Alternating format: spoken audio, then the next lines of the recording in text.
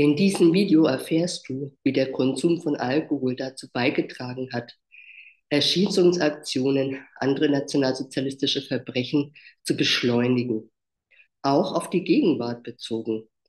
Erstes Fallbeispiel, die Landsynagoge von Ermreuth, über die haben wir schon öfter in diesem Kanal gesprochen.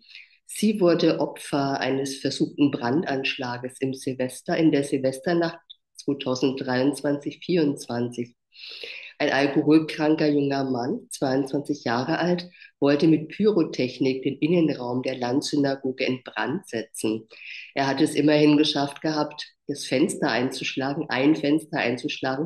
Da wollte er die Pyrotechnik dann reinschmeißen oder dort platzieren und dann halt anzünden. Er war so besoffen, Gott sei Dank, ja, dass er nicht in der Lage war, die Pyrotechnik ordnungsgemäß zu bedienen. Das Ganze ist dann eben im Sand verlaufen. Es hat einfach nicht gebrannt. Die Landsynagoge ist Gott sei Dank videoüberwacht und es war leicht herauszufinden per Videoaufnahme, wer der Täter war. Er wurde dann zu 3 Jahren Haft ohne Bewährung verurteilt. Im Juli 1942 wurden Juden in einem polnischen Ort in Lublin, im Distrikt Lublin, von dem Hamburger Reservepolizeibataillon 101 erschossen.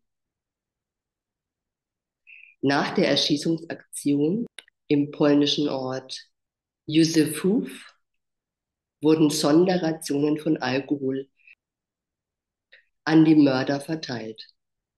Im August fanden in diesem Distrikt Lublin weitere Massenerschießungen statt. Mit beteiligt war der Alkoholiker Gnade mit dem Namen Gnade. Er war der Kommandant des besagten Hamburger Reservepolizeibataillons, selber Schutzpolizist, ein Kommandant der Schutzpolizei Hamburg. Er trank extrem viel, genauso wie der hauptverantwortlich für den Massenmord aller Juden, an Juden, aber auch Sinti und Roma im Generalgouvernement. Das war der militärisch besetzte Teil von Polen.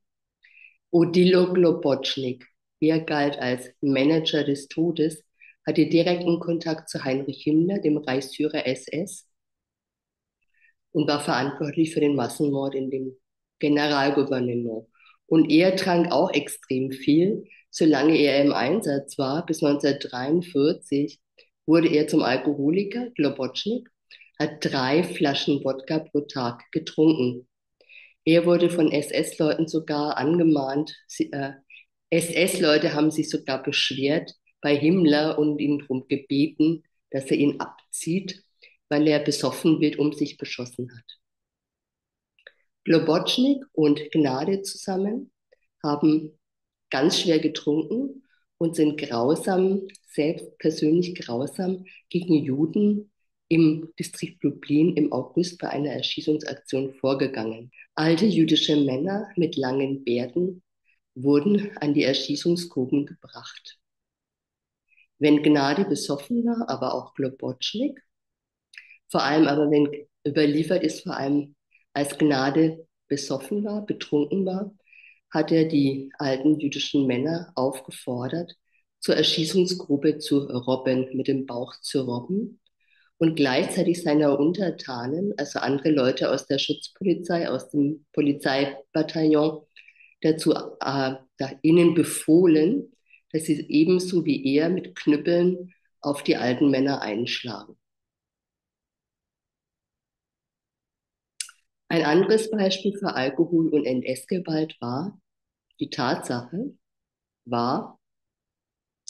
es ging um den Einsatz von Travnikis. Das waren Kriegsgefangene, russische Kriegsgefangene, die in einem Lager genannt Travniki, auch im Distrikt Lublin, ausgebildet worden sind für Razzien, antijüdische Razzien in Ghettos und eben auch für Erschießungen. Und auch sie wurden abgefüllt mit Alkohol. Und also die waren wirklich täglich besoffen und haben dann Juden erschießen müssen. Bei ihnen ist bekannt, dass sie so betrunken waren, dass sie die Menschen gar nicht mehr richtig getroffen haben.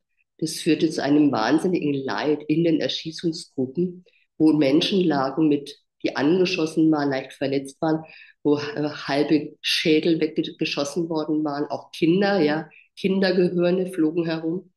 Das alles ist unter Alkohol passiert. Die Berliner Historikerin Sina Fabian untersuchte auch die Verbindung von Alkohol und NS-Gewalt in ihrem Artikel in der Zeitschrift für Geschichtswissenschaft aus, aus dem Jahr 2022 und untersuchte vor allem den Alkoholkonsum bzw. Missbrauch innerhalb der Einsatzgruppe D unter der Leitung von Otto Ohlendorf. Die Einsatzgruppe D war ein mobiles Erschießungskommando und war aktiv gegen Juden, Partisanen, Sinti und Roma in Moldawien, in der südlichen Ukraine und auf der Halbinsel Krim. Dort haben sie ganz viele Massenmorde Morde durch Erschießungen begangen.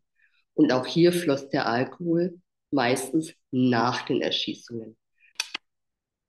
Johannes Schlupper, ein Mitglied der ehemaligen Einsatzgruppe D, stand vor Gericht und er hat ausgesagt, dass er sich vor der ersten Massenerschießung die ganze Nacht lang besoffen hat, die Nacht davor besoffen hat, betrunken hat.